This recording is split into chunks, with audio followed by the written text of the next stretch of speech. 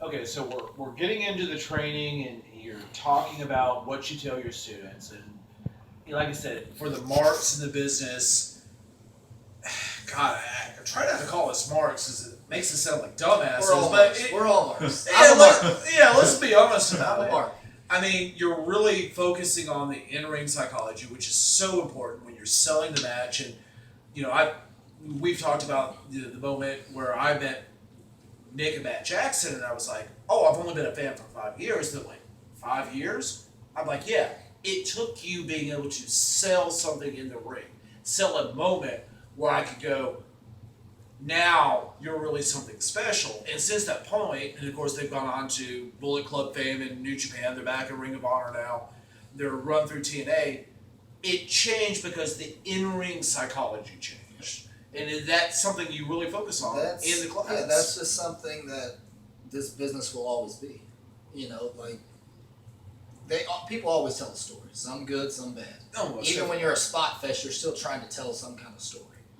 Now, some guys need to slow down, but if you can tell a story, you can go in the ring and not do shit and still entertain the people. Oh, most definitely. And by not do shit, I don't mean, I just mean no crazy moves, no backflips, no nothing. No, Dusty Rhodes could tell a story with 5 moves, and that's all you need. I tell people all the time, I can do a moonsault off the top rope and land on my feet, but you're not going to see me do it because I'm not trying to tear my ACL. You know what I mean? I can do it, but I'm not going to do it until the time's right. Right for it to tell. I'm not just going to do it every match just because I can. And I'm real big on psychology. I listen to Jim Ross's podcast, all that. You can learn so much from that. And I've got to talk about your boy. I call him Tyler Black. I know everyone calls him Seth Rollins. And his new academy, a great example of that was January this year. You watch the Royal Rumble. He brings his former finisher from Ring of Honor to the WWE for the first time. And he comes off the top rope with the cry of the angel. And everyone was blown away.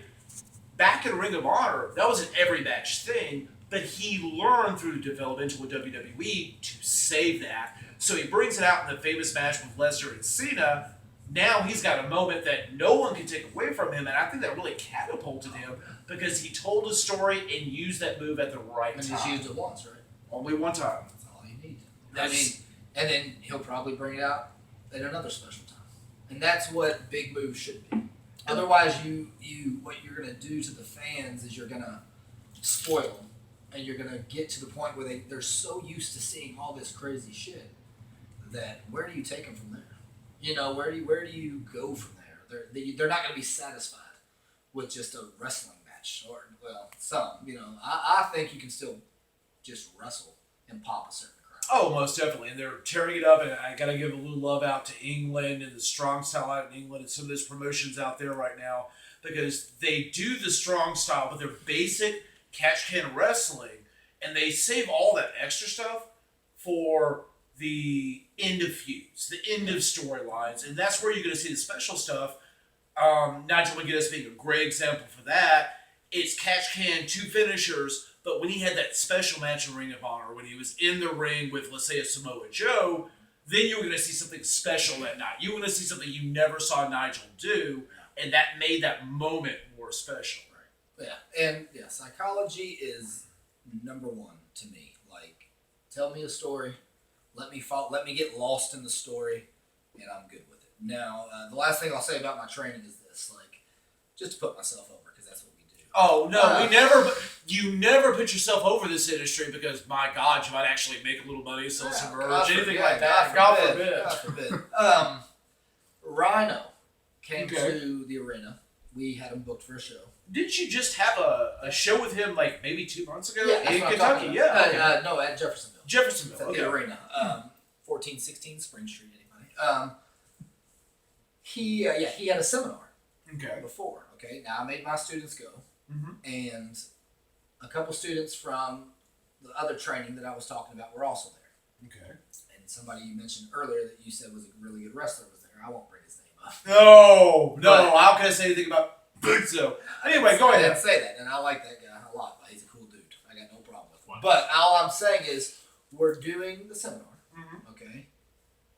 Everyone that wasn't in my class, I think there was only 6 guys there, 5 or 6 guys, and I had 2 of them at the time. I have more students, but only 2 of them can make it. They're doing rolls, they're running the ropes, they're doing back bumps, they're doing the universal spot, Okay. and then my students are flying through it because I make them do that every single practice. The other students didn't even know what this stuff was. I'm not making this up. I'm not making And I shouldn't laugh because, like, seeing my ass in a ring, God bless and anybody. that's, You would and that's need fine. healing for that. But that's what I'm saying. Like, I was trained a WWE style. Rhino is a WWE guy. Most of them. You know, and he's running this class through what one of my practices is. And no bullshit, I'm sitting on the apron watching it. And Rhino asked for my help and opinion. Mm-hmm. So that's the pedigree, because I've worked with Rhino a couple times. He knows I can go. Okay. So he's like, Mitch, you want to add anything? You know, so I don't know if I was one of those students, for instance. I don't know why at that moment it wouldn't click in your head and go, I probably should be training with this guy. That's all. That's the only thing I don't understand. And anybody who knows me, unless Paul Haven guy. So you tell me Rhino goes, Mitch teach. That says enough. Right. He said, Mitch, what do you want to add? Like, do you want to add anything? What's your opinion on what's going on? And he put over to me in the locker room like that my students were well above the other people in the ring. And my students, not any of them have been doing this for since February. We just started the school in February. That's awesome. So, yeah, I don't know. Like, I get money's an issue. We're not expensive. We're $50 a session. We do it twice a week. We give you 2 to 3 hours every single time. Mm-hmm. No less than 2. It's $25 an hour. So, like, this is you're paying. I tell them you're paying to learn a trade. If you want to be an electrician, you go to electrician school. You're gonna pay for it. Right. You're paying to learn a trade. Now, the only difference between this and electrician is you ain't gonna make a lot of money once you get this trade unless you make it big. But that should be the goal, though. That should be your goal. Unless your goal is just to get in the ring and play wrestler, and that's your hobby, which I've got mixed feelings on. Everybody has their own thing. Yeah, everyone has their own thing. You can do it, but don't be disrespectful while doing it. It's not that. And that's understandable. Yeah, and don't even if it's your hobby, take it seriously and be respectful of it, and don't hurt anybody or whatever. Yeah. So anyway, that's all I'll say about Well, I mean, this has been, and God bless, talking to business fans. If you haven't figured this out, you're going to get a lot more of Mitch Huff because he's going to be on one of the very first podcasts once we debut in February. We're not going to tell you actually who he's going to be. His tag buddy that day is going to be, by the way, I got to throw it up. Thank you to my tag buddy. But saying that, we're not going to tell you quite yet who his tag buddy is going to be.